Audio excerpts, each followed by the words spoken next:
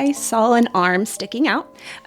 So an additional limb that was not there prior. And so that was very much, okay, we have this happening. So yeah, that was a big clue. Hey there, podcast Aquanauts. It's your host, Casey here. You know, despite doing about 70 of these intros, it can sometimes feel a little bit difficult to figure out an entry point to kick off an episode. That's not really a problem this week, though. Bells have been ringing inside the aquarium for the last 6 weeks or so with the news that, for the first time since lemurs arrived here a decade ago, 2 of our troop have become first-time parents. The birth of the first lemur at the aquarium is huge news for a lot of reasons, as you'll soon learn, but the long and short of it is that anytime animals feel comfortable enough to do as nature intended and bring forth a new generation, it means that we are doing our jobs in making their lives as comfortable, healthy, and true to wild as we possibly can. Now, I'm not going to waste any more wind and words on a preamble to this discussion. TLDR, this infant has us all super excited, and we're thrilled to finally be able to talk openly about it. And with that, let's get to it, shall we? On with the podcast.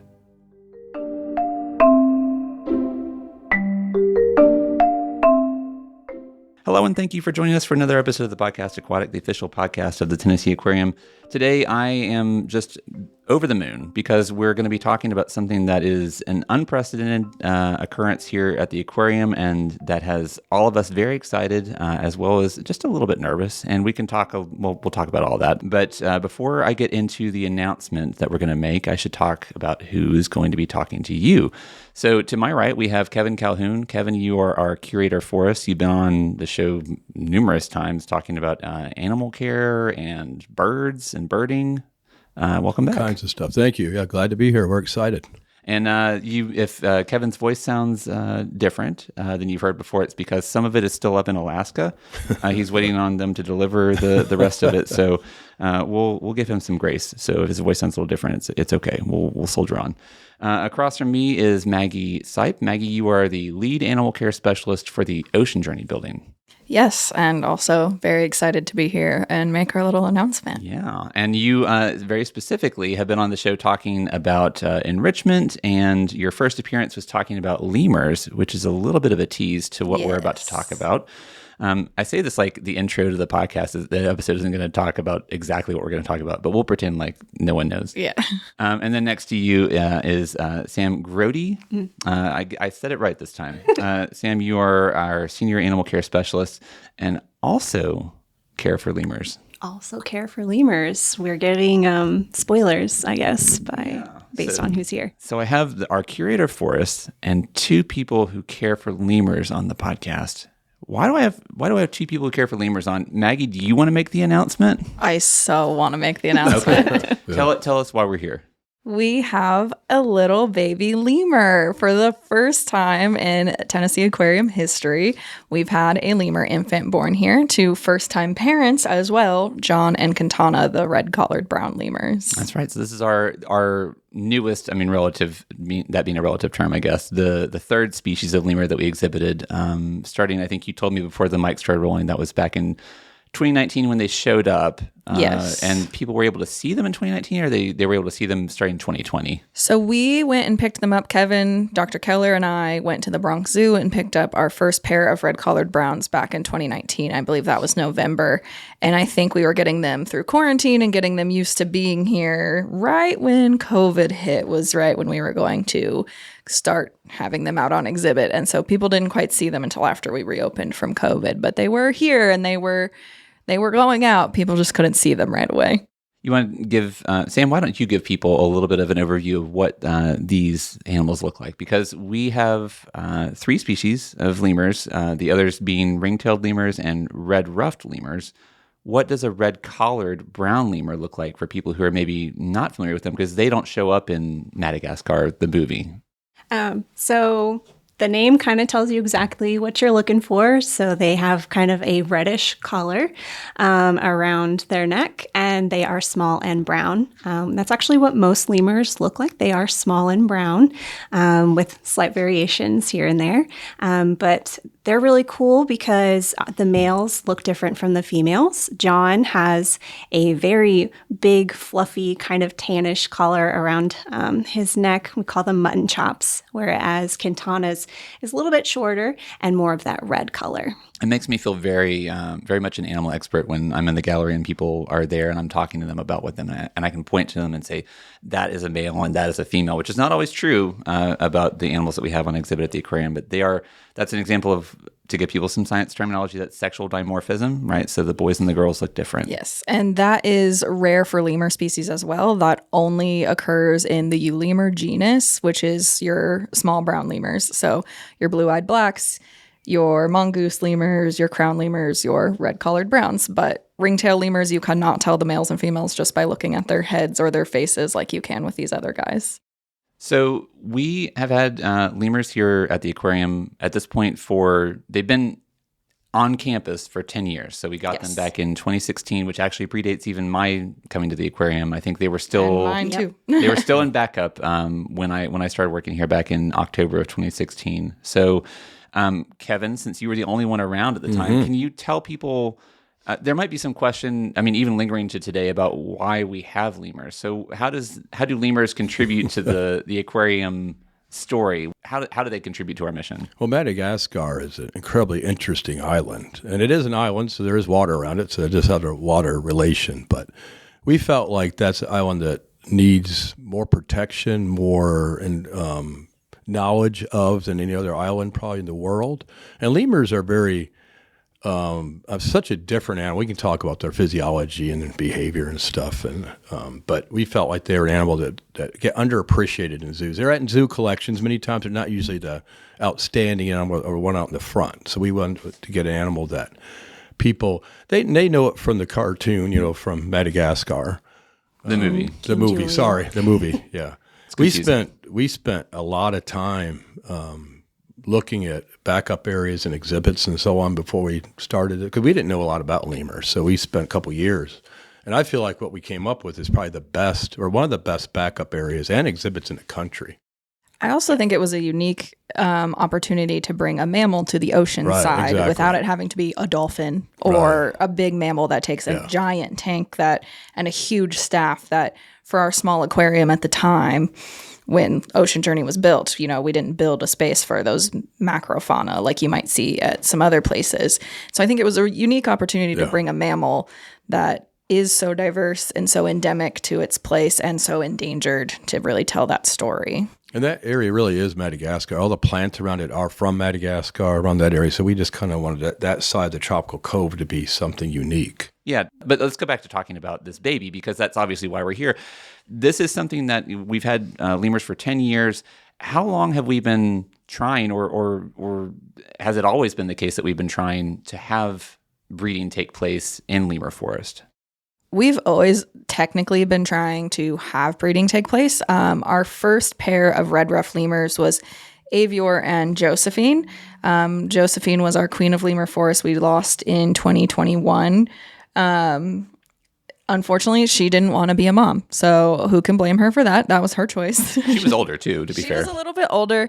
And her and Avior just never bred, even though we had hoped for that. So we had hoped for years that they would maybe breed, and every season it just seemed like it wasn't in the cards for them as a pair. And when we lost Josephine, it was a matter of we needed a companion for Avior quickly, and we didn't want him to be alone too long. If we waited a lot longer, we could have maybe found another breeding female for him to attempt for breeding with him. But we didn't want to take that risk of leaving him alone longer than we needed to. So we got a companion female instead, who turned out to be his sister, his twin sister from the same litter. Lyra, who is here now, who is amazing. But that means no breeding for them. We also brought collards here in around 2019 with the hopes of possibly breeding that species. And John's first mate, Jessie, also apparently did not necessarily want to be a mom. But Sam and I were still learning this species. They were completely different from any of the species we'd taken care of before. So every year we felt like we got closer to breeding John and Jessie, or to facilitating that for them. But it just was not happening. So this is something that we have worked for here at the aquarium since lemurs have gotten here. We have really tried our best, but they are primates, they're animals. Sometimes you can't force it. You just gotta hope the conditions are right and set them up and away and hope that they get along well enough that they do want to have babies of their own. So it was a little bit of trial and error. Sam and I doing tons of research and finding every year being like, someone said that if you maybe hang up more coverage that they'll be more comfortable and maybe they will breed. So we've really changed a little bit here and there every year to try and facilitate this. So we've learned along the way, and we're just really excited that it's finally happened. Our main goal was to breed lemurs when we built the backup areas. Yeah. I mean, we felt like we had the space and that we really wanted to breed them. So that was our goal. And it took a while to get there, but we're very excited that we're here. So.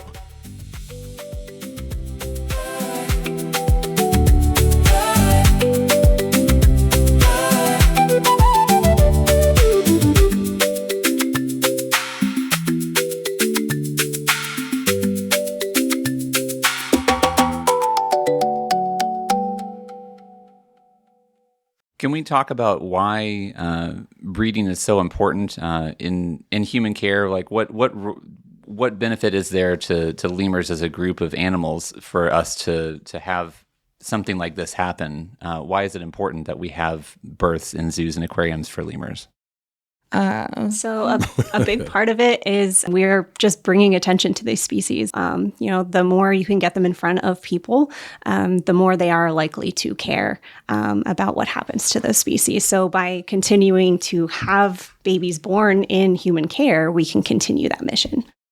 Which means, like, as Sam pointed out, if they're born in human care, no animals, especially for lemurs in generations, have been taken from the wild.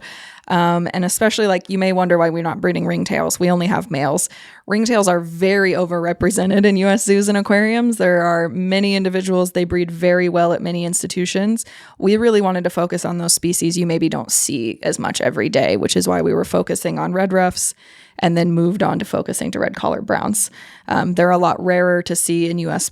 Zoos and aquariums, and so we're hoping that, like, for us breeding them, that just makes the population stronger so that more facilities can continue to show them off. So I'm putting you a bit on the spot here. Do you have any kind of an idea for numbers of how many of this particular species, so the red-collared browns, that are in human care at zoos and aquariums? Yes, I actually checked just the other day. We have 51 as of our baby's birth. So, and our baby was the 6th baby born this year because the Bronx Zoo is one of the main holders of red-collared browns, and they had 3 babies this year. They had a set of twins and 1 standalone baby, so we're having a little bit of a baby boom in the last couple of years within this species. When we originally got them in 2019, there was only 34 individuals in the U.S. zoos and aquariums, and now we're up to 51. So we're doing really good. Moving in the right direction. Moving in the right direction, yes. And to your point, Sam, if the idea is to get people to care about these animals, I think it's an undeniable truth, and I said this on a recent episode of the podcast, that baby animals are cute, and people respond naturally to cute things, right? So I guess, Kevin, looking to you, is how does having a baby kind of push the mission forward in terms of helping people? We are at our core as an institution trying to engender in people a sense of connection to nature, right? So how does a baby lemur directly contribute to advancing that mission? Well, it's cute. And, seriously, the publicity is important. I feel like sometimes our lemurs are underappreciated, and we have one of the finest collections in the country. So I feel like this is a way to really bring out our lemur collection.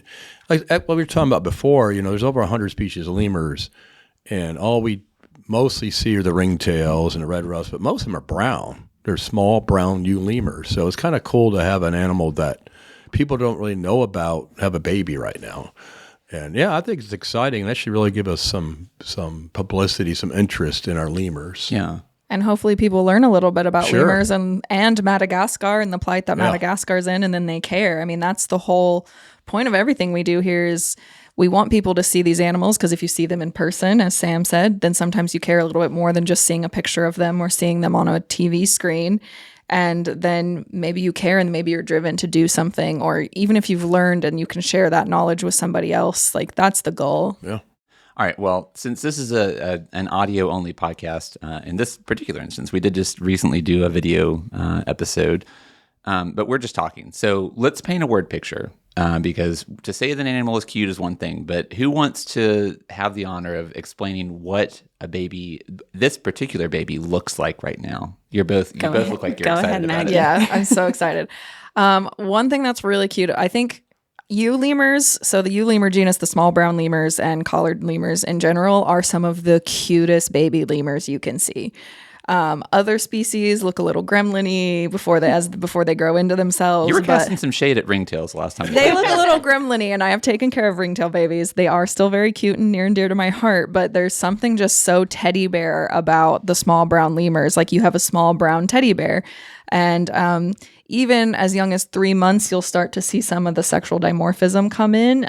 So young male collared lemurs get those big fluffy white cheeks as little bitty babies, and it is insanely cute.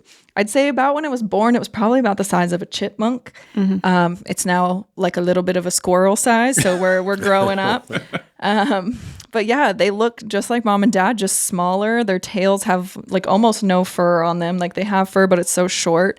But we're seeing that tail fur start to grow in and get very fluffy now. Mm-hmm. It's just really cute to see it kind of growing. Their fingers also look like their hands look very large when you see them because they are also not very covered in fur. So they are a little startling to see, but in a cute way. Little alien babies with their long, creepy fingers and toes, but they need those to cling on to mom. Those are very important, those long fingers and toes. So let's talk about you. So Sam, you were the first one to see this baby. Yes. And let's talk about the circumstances, because I was speaking to our staff veterinarian, or I guess our director of animal health, Dr. Chris Keller, who you mentioned earlier, yesterday about this. And he was telling me that he found out that Quintana was pregnant basically when the baby arrived. And you were there. Yes. So Sam, tell us the circumstances around which we found out that Quintana was A, pregnant, and B, that we had a baby lemur. Yeah, so lemurs are funny in the way that they don't really show when they are pregnant. You might see a little bit of weight gain towards the very last few weeks, but otherwise they hide it. You just usually come in and there's a baby. So there's usually not a whole lot of need for any human interference either. And there's also no way to test for pregnancy. Yes. Like in humans, you can do hormone tests. Those don't really show up in lemurs. Their gestation is so short. It's 120 to 128 days. So those hormones don't have chances to like show up in spikes. So yeah, you don't know. So it's like 4 months then. Yeah. Yes. Yeah. Wow. So half less than half the gestation of a human baby. Yes. So we had seen copulation, and so we had a timeline. Maggie kind of figured out our dates of when we should be on baby watch, and she fell within 2 days after the start of that baby watch. We had them in our backup area, and I happened to walk down the hallway to give them some extra lettuce, and I look over at Quintana, and she is actively giving birth. And so I dropped the lettuce on the ground and went and grabbed my phone so that I could call our veterinarian and let him know what was happening.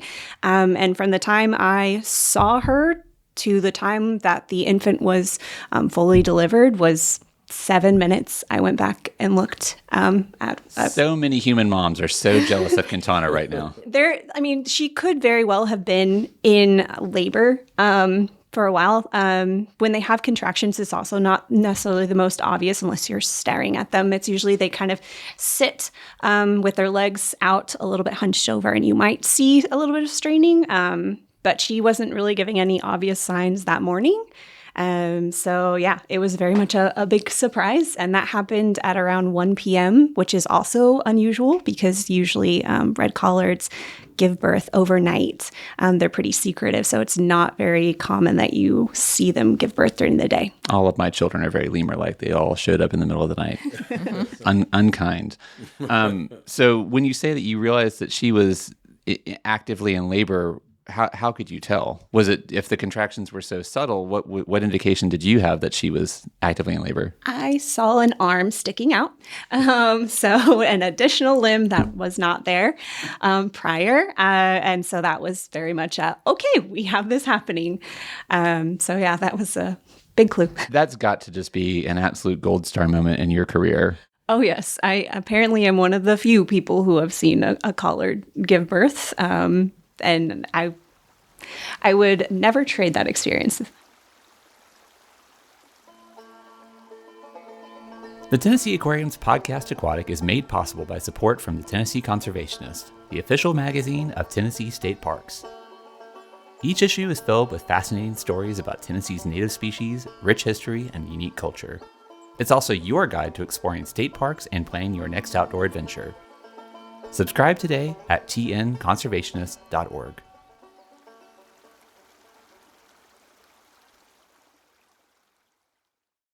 Maggie said that she has worked with baby lemurs before. Is the same is true for you? You came from the same facility before you came to the aquarium, right? Yes.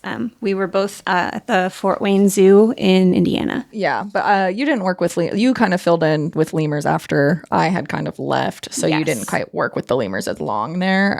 I had worked with baby lemurs many years ago at the Indianapolis Zoo during my first internship. Okay. And then a few at the Fort Wayne Zoo. We had baby ringtails mostly, though, and ringtails are pretty easy. They have babies left and right. Yeah. I can't snap very well. Yeah. Okay, so this was then a first for you. A first for the aquarium, but also a first for you. Yes. Okay. How did Dr. Keller react when you told him? When you called him and said, by the way, this animal is giving birth that we didn't know was even pregnant? He reacted pretty much how you would expect him to. He asked, how's it looking and everything. And so I was giving him a play-by-play. And then he sped down from his practice all the way down to the aquarium. There may have been a few traffic laws broken, but we can't blame him for that. But he got there very quickly to make sure everything was going well. I would like to point out, while we didn't know for sure she was pregnant, we did have our suspicions. So we were preparing as if she was, even though we weren't sure. Because we did kind of see what we thought was breeding activity back around Christmas. So that's when we were on baby watch. We were like, we hope there's a baby. And we were really crossing our fingers, but we couldn't tell for sure until either there wasn't or there was. Yes. Well, and we talked about Kevin leaving his voice behind in Alaska before he joined us for the podcast today. You weren't in the country either when this happened. So, I was in Shanghai, China, when I got the phone call at 2 a.m. that Quintana had a baby, which was probably about an hour after the fact that she had actually had the baby. You called me, but it was I think you went back and forth on whether to call me, but I was like, oh my God. Luckily, I was already the next morning going to be boarding a plane on my way home because I was watching the cameras from my phone in China, just like, I can't wait. I need to go see the baby. So I definitely drove straight from the Atlanta airport when I got in from China and just drove straight here to come see the baby initially. And didn't then even go home. Didn't even go home. And then I went home and passed out after that. But I had to come see for sure for myself. We've talked a lot about on this show. Dr. Keller, even yesterday when I was talking to him, was singing the praises of the caretakers here, the care staff. And it's just so important that people understand how invested everyone here is in the animals that they're charged with caring for. And I think what you just said really speaks to that. And Kevin, I'd like to know what your thoughts are as far as, the lemur team is they are your team, right? So What are your thoughts about how they have adapted to this big development, this big change to their daily care requirements and this unexpected and unprecedented event that's happened to them? How are they adjusting to it, and what does that say about their expertise and professionalism? Yeah, well, they've done a great job. I mean, I think they were planning for this all along, which helps. But once it happens, there's always little things that we hadn't thought about and so on. But they've done a great job. I mean, we hire really good people here. We try to hire people who have experience already, and Maggie and Sam and Caitlin have done a great job. I don't worry about them because I know they'll be in contact with me if they need to be about certain things. Just let them do their job is what I always say. We hire good people, let them do their good jobs. And yeah, it's been fantastic. I mean, we were hoping this was going to happen. And hopefully it will happen again. Maybe year after next. Hopefully we'll have more.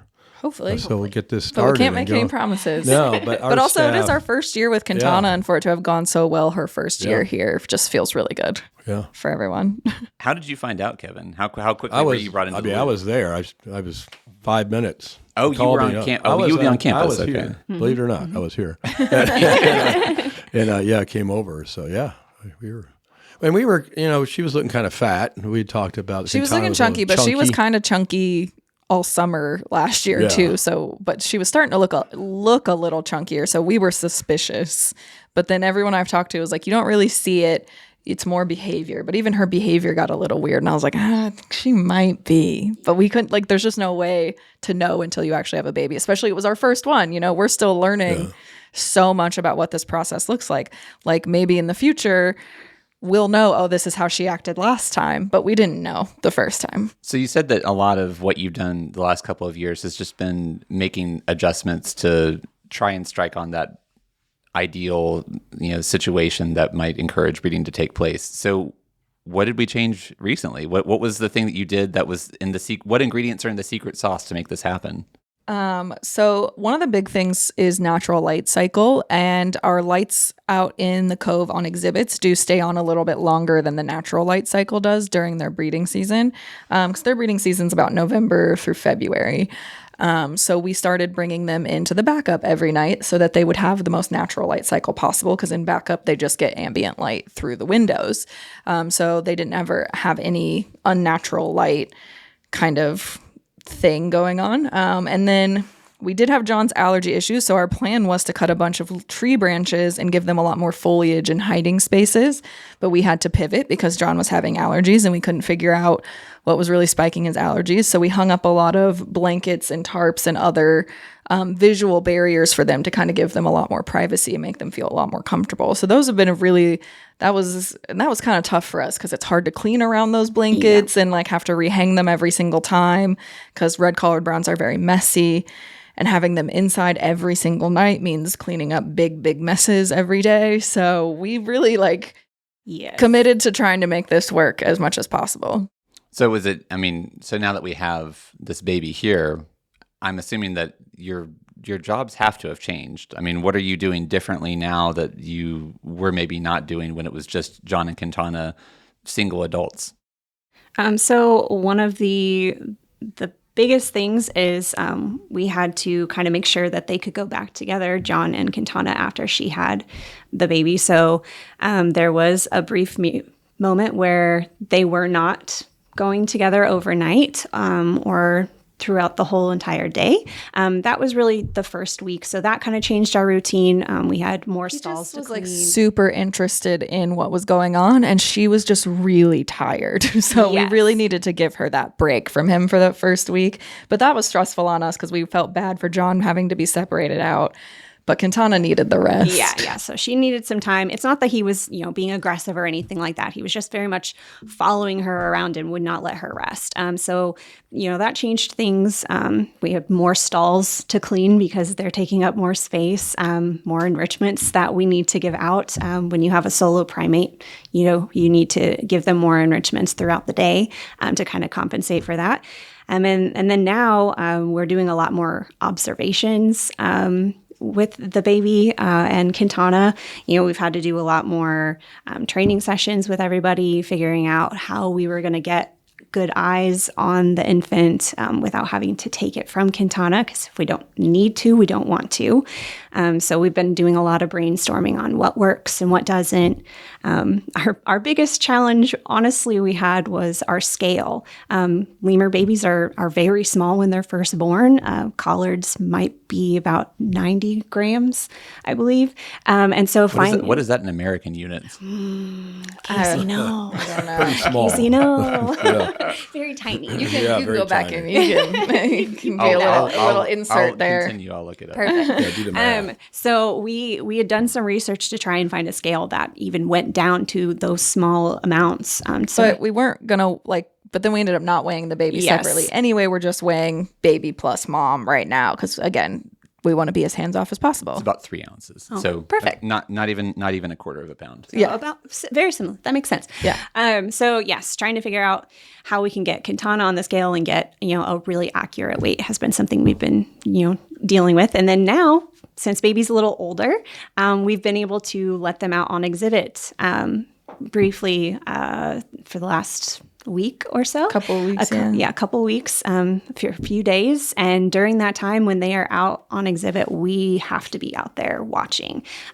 We can't leave them unattended because the baby is small enough that if it were to leave her, it could go through our meshing, it could, fall, it could go into the waterfall or a water feature. So it takes a lot more time. It has also affected all of our other groups of lemurs because we do a fusion fission mixing of our species sometimes, which means sometimes our red-collared browns are with our group of 2 male ringtails or our group of 4 male ringtails, but we didn't do that at first. We just started doing that again last week, so that was their first time of the ringtail boys seeing the baby, and they were just like, not my problem. They were very much like, okay, don't get near them. Got it. Stay as far away as possible. And anytime they would come close, John would start grunting at them, and they were like, got it. Far away. We're good. So it affected our entire routine and infected all of our lemurs and how all, like red ruffs initially. Yes. Red ruffs and collards really do not like each other. We're hoping to change that sometime in the distant future. But we just didn't even bring the red ruffs inside because we didn't want to stress Quintana out. And normally they get very, very territorial when they can see each other, the ruffs and the collards. So we just didn't even let the ruffs inside for 2 weeks. So the first 2 weeks, the ruffs stayed outside 24/7, never came inside, which was very, very hard on the ruffs because they like to be inside. They like that quiet time. They like to eat separately and slowly. So we had to make accommodations for them on exhibit and how we fed them and did everything else outside. But again, we wanted to try and keep as little stress on Quintana as possible. So it affected everything.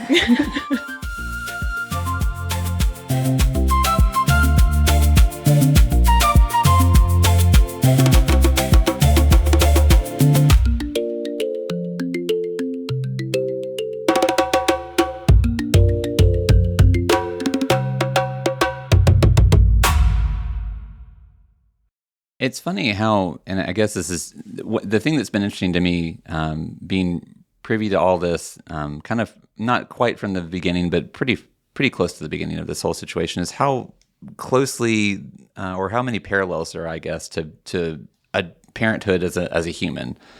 I think I'm the only one with kids here today, but I have 3 kids, and I just see in Quintana so much of an echo of what it was like for my wife when our kids were born, and the exhaustion that you talked about. And she just looks tired. Which is so interesting because she is 3 years old. She's our youngest lemur. She was still a baby kind of when we got her. She was still young. Mm-hmm. She would bounce all over the place. Her energy is insane. The way she works at enrichment and plays with stuff is so much more than all of our older boys.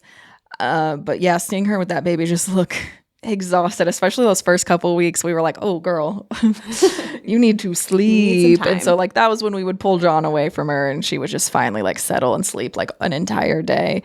But yeah, she still sometimes is like you can just see she's over it when the baby's crawling all over her and John's messing with her because he wants to be a part of it too. And you can still see her be like, oh my God.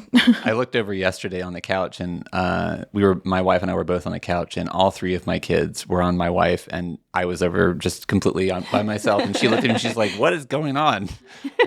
What is happening? Yeah, I don't know. I was like, I don't know. A lemur mom. You're the one who carried them all the time. Quintana has been such a good animal, though. When we got her personality, she's very dynamic and strong. So I think she can handle this. She can. So we're very excited to get her, and her personality is great. But it has been really cool to see. I mean, something we haven't brought up yet is this is one of the few primate species where the dads are a little bit more involved than some of the others. So Sam, do you want to say what you saw yesterday? Yes. So I was hearing a lot of grunting going on. And so I just took a peek at them. And that was the very first time that we have seen John fully holding the infant. What? This is the first time I'm hearing about yes. this. Yeah. So he fully had the infant clutched to him, and Quintana was very much not sure about it, was trying to get the baby back, and he would kind of vocalize at her and push her away and back away. He did not want to give it back. And that went on for a few minutes before finally they started grooming each other, and she was able to get the infant back on her. But so he was very much kind of like, it's my turn. It's my turn. Let me take a chance. So. Yeah. So you say that the males of this species tend to be more involved. What does that look like in the wild?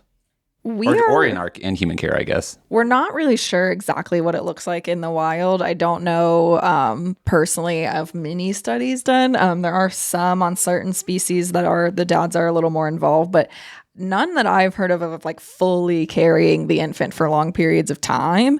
So this was a surprise to me too, because I knew the dads were more involved, but I didn't know it could be that involved. I kind of have equated it to he's been like helping mom change diapers kind of thing, because they do groom any fecals or urination that comes out.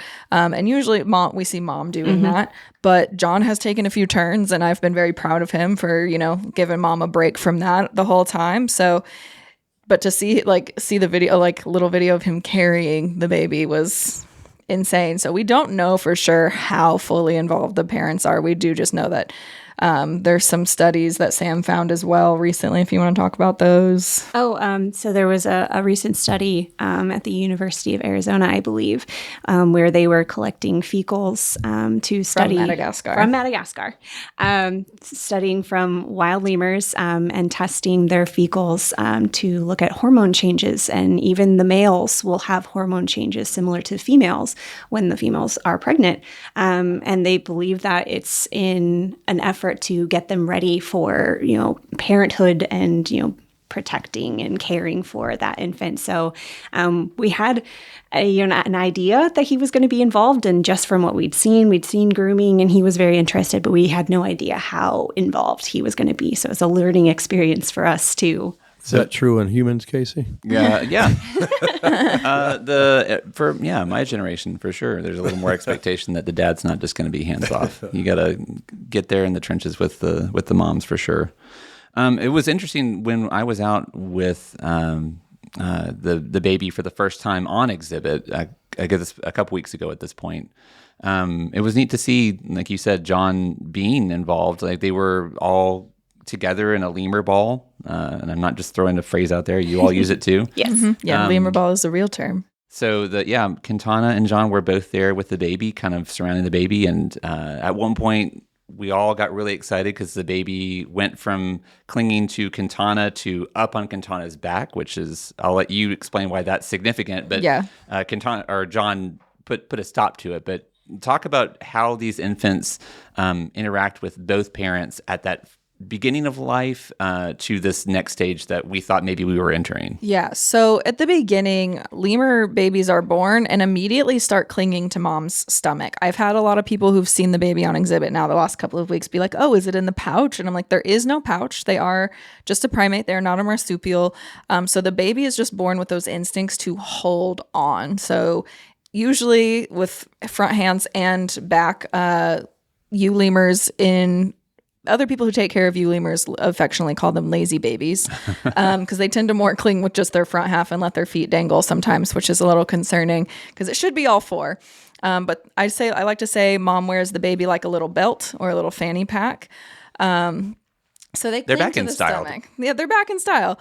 It's a very nice, warm, safe place for the baby to be. If she is sitting down, baby is protected. No predator can come and pick it off of her back that way. It stays nice and warm. It's easier to get into nursing position. It's easier for her to keep track of it and take care of it. But as it gets too big for that spot, which is about what we're seeing now, it looks uncomfortable in that spot because like its head is getting crushed in her hips and legs anytime she tries to sit down. It can almost wrap fully around her like a full belt at this point. So it's starting to move to the back a little bit more. It's like started venturing off mom slightly where like all four limbs were off of her and like on next to her, like on the ground. So it's starting to get that a little adventurous, but yeah, when it fully clings to the back, you've got a little toddler essentially. So that's like lemur infant to toddler phase, because they get about full grown within a year. So we'll see it'll look like just a normal adult lemur in about a year, but seeing these phases it's going through. So I kind of equate it to toddler phase right now. Yeah, the concern that I can hear in your voice at what that means is, again, every parent listening to this knows that nervousness. Yeah, I'm assuming they heard toddler phase and they were like, "Oh boy." Yeah, you get very excited about the development, right? And then you realize that you go from the period where I like to call it the baby ottoman phase, where you can put the baby down like a piece of furniture and the baby's going to be where that it doesn't move on its own. Then suddenly nothing is safe. Yes. And I think yesterday Sam even saw it put a piece of lettuce in its mouth. So we were like, well, okay, we're trying big kid food too. Yes. So we're getting there. And you put all the normal, worries that you have with a normal human baby, and throw in the fact that, they like to be up high on trees and everything. So as the baby gets more adventurous, there is definitely times that we've been holding our breath, just ready to take care of something if something were to fall. Yeah, seeing John and Quintana nap on one of the branches really high on the tree on exhibit, and then the baby starts getting adventurous. It's like, oh my God, please don't fall. Please don't fall. But that's what they're built for in the wild. That's what they do. They are high in trees. But man, we're nervous first-time parents as well, I guess. I was gonna say, yeah, you're feeling a lot of the same feelings that she has, or that John and Quintana have, I'm sure.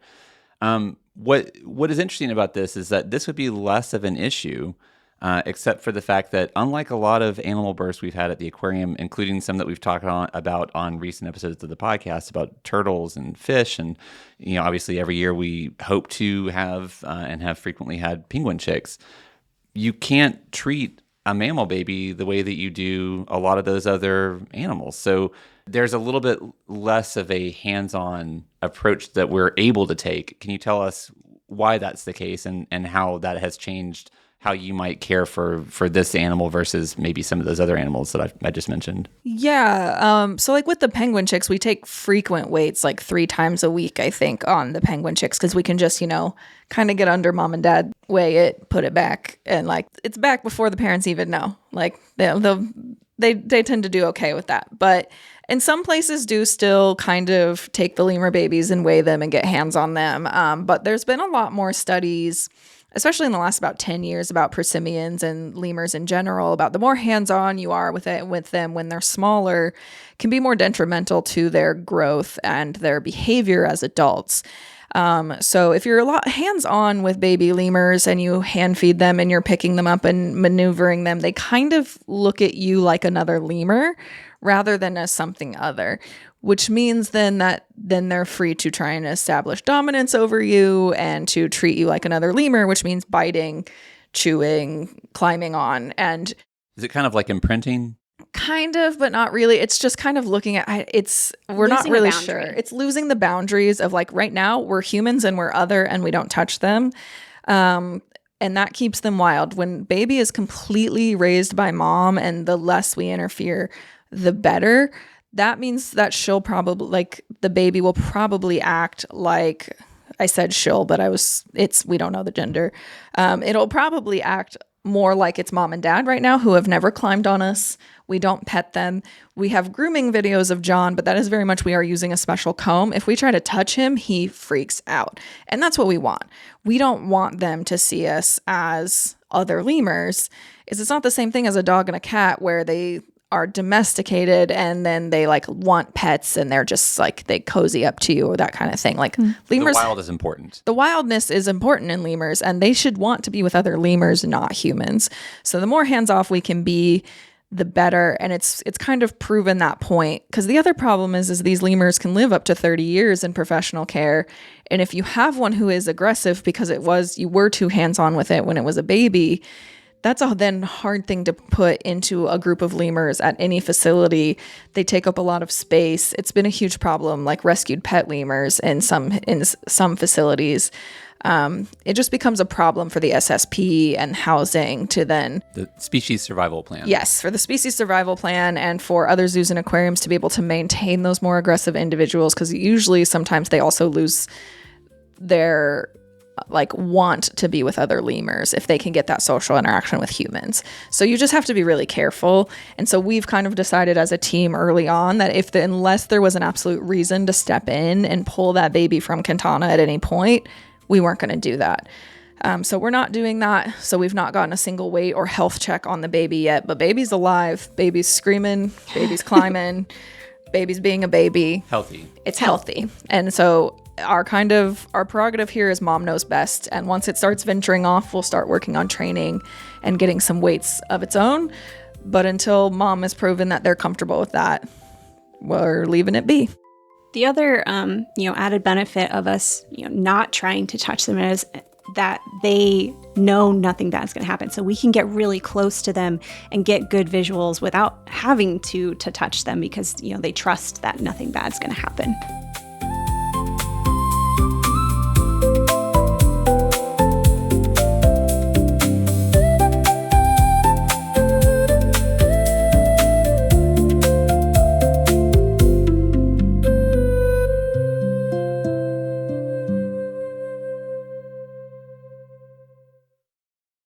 So we keep saying it or the baby or the infant. Dr. Keller kept saying the neonate, which I'm not going to use. Yeah.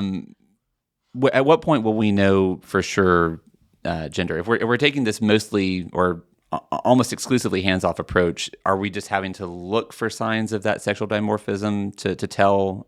Or is there a potential for us to, at some point when we are able to actually, lay hands on, figure that out? Yes to both of those. So we are sort of waiting for that sexual dimorphism to show up. At this point, we have some indications of what we think it is, but we could still be very wrong at this point. Because again, this is also our first baby, so we don't have a ton. And it's Quintana and John's first baby. So we don't know what their babies look like as they start to age. So usually around 3 months, it's very specific. Sexual dimorphism is easy to see. We're hoping to know before then. We're hoping we can do it without getting hands on the baby, but it's also baby's very strong, mom's very strong. If we have to get hands on the baby for any sort of health or wellness check, I don't think, or even the gender check, like we could possibly do that. But we just don't know for sure yet when we'll know. Okay. So again, some things, this whole situation is so new for all of us. I mean, we're all, like you said, just figuring this out. So Kevin, I would like to know when... We talked about the steps that Maggie and Sam and I guess Caitlin took to get ready for this animal potentially being born. You being at the curatorial level at the aquarium, you're higher up. You're looking at this from a more of a top-down level view. What additional support or steps did you take as the manager of our lemur team to give them additional support, or how did that change your interactions or oversight of them as a team? Well, I think just getting them what they need. I mean, that's forever. All of our staff, I feel like I try to get them what they need to kind of get out of the way a lot of times because they know what they're doing. So, to make sure they get the support they need. Anything else. It was great. We would tell him we needed something, or we were like, "Hey, can we get this?" And he's like, "Do it, whatever you need." But they figure out pretty quick what things they need. Okay.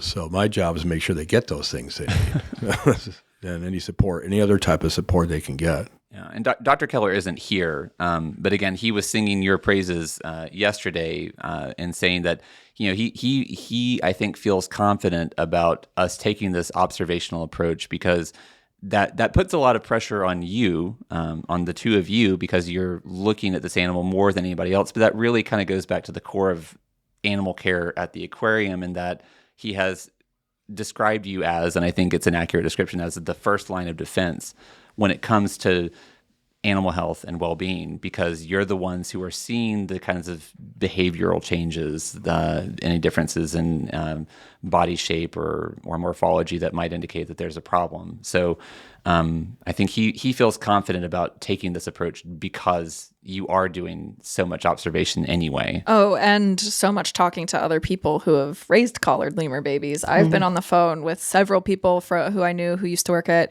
the Lemur Conservation Foundation. She now works in Kansas City.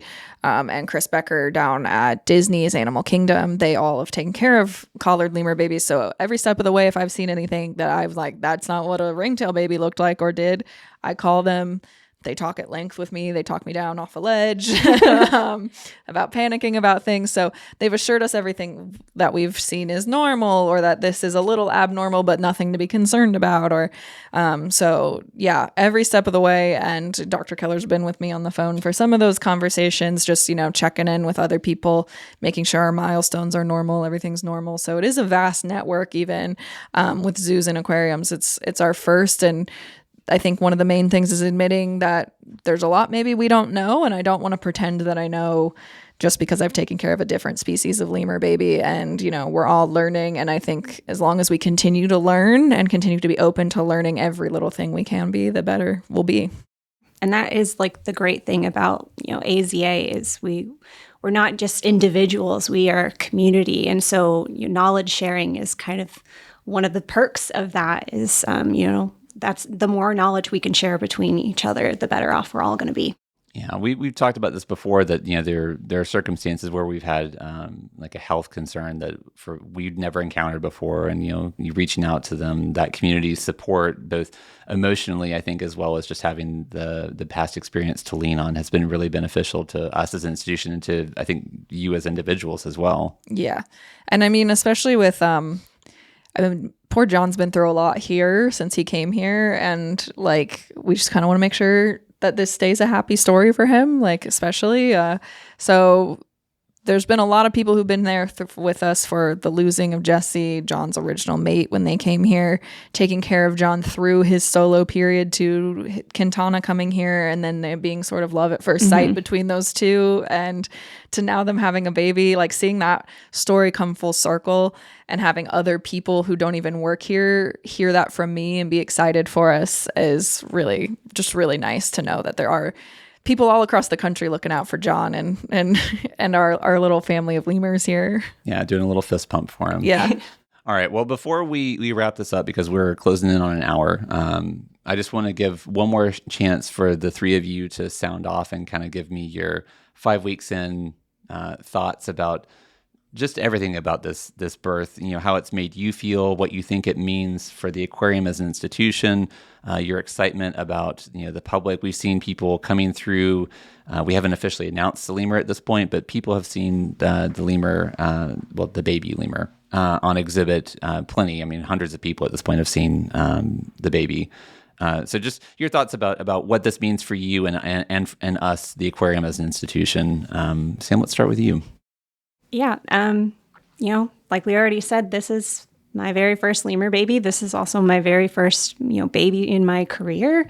So 10 plus years. And so this is a huge milestone, and it's really exciting. It's definitely something that's going to follow me through the rest of my life, the rest of my career. Hopefully more babies in the future. But yeah, the fun thing about my job is constantly learning new things. So, every single day seeing her milestones with the baby, Quintana's milestones with the baby, learning how she is, and all the research that we get to continue doing just makes everything so much better. Maggie, I know you're so full of so many thoughts and feelings, I feel like. I mean, well, for now, it can be taken off my yearly evaluation. It's finally a goal I've achieved. That's been on my yearly evaluations with Kevin for the last 8 years since coming here. It was one of my big goals in my career here. I had taken care of babies at previous places, but I had never been really the one pushing for it and making it happen. Yeah, and just Quintana's milestones at this point are our milestones. The baby's milestones are our milestones. We're very proud and emotional about it, but it's really fun to have come this far and to see it. I was so worried that, it's rare for first-time moms to be successful, and knock on wood, like, we're doing pretty well. So it's good to see. It's just like really exciting and happy. Dr. Keller also knocked on wood when he said the same thing. Yeah. So if you were here, he would echo that. Kevin. One thing, one of our goals at the aquarium is to work with unique animals. I mean, species that people don't see very often. And this is certainly a species people don't see very often. So I'm excited because there's only 51, in captivity right now. And I know they've had some babies, but we need more babies there. So, and I mean, in retrospect, there's like 600 something ringtail lemurs. Well, and Yeah, So- ringtails are very common. One of the most common mammals, period, in captivity. Not in the wild, but So- in captivity. So that's why we like or to in professional get care. animals that people don't see very often. Turtle-wise, look at all the weird turtles. We have a lot of different, unique animals, and I think this is just another example of a very special species of animal people don't see very often here. And that's our goal, and to take the best care we can of them, and to have them breed. And when they're breeding, you can't ask for more. Yeah. I mean, and we haven't said this yet, at least on this episode, but I mean, animals, it's almost like having a birth like this is the ultimate 5-star review from the animal of their home that you're providing. Yeah, they're not going to breed if they're not happy, healthy, comfortable, and safe. Yeah. So when you have a baby, you really feel like you've accomplished We built that lemur exhibit to do this. I mean, so I feel good about that. We designed the backup areas in some way so we can do this comfortably. They have plenty of space. We can move them around. So it makes you feel good that what we've done is working. Well, and again, for perspective, if we keep saying the AZA community, we have 50 within the AZA community. That's more than 200 facilities. Yes, there's 51 in United States zoos and aquariums. Still, I mean, for the entire country. And they're only at 14 facilities. So That's pretty incredible. Yeah. All right. Well, with that, I guess we'll go ahead and wrap up this very celebratory announcement episode of the Podcast Aquatic. We've been sitting on this for a few weeks now. I'm just pleased as punch that we're able to finally make this announcement and start sending out some of the photos and videos that you all have taken that have just been really incredible, and that we've been fortunate enough to take within our own team in the comms department. And just spread the news, because I think it's a great story, and it for all the reasons that we've talked about, it's just something that I think we're all very excited about. We hope the public gets excited about, and I'm excited to have had all of you here on the episode. Thank you for taking the time, Sam, Maggie, and Kevin. Thank you for having us. Yeah, Thank thank you. you very much. I hope people come and see the infant lemur. We hope everyone else is excited about it as we are. Yeah. So. If you have an idea for a future episode of the Podcast Aquatic, send that to me by email at podcast@tnaqua.org. If you have any questions for an expert like Sam, like Maggie, or Kevin, maybe about a baby lemur, maybe not, send that to the same address. And while you're online, go ahead and write us a review or leave us a rating if you don't have the time for a review. A 5-star would be great. In the meantime, until next time, remember that every drop matters.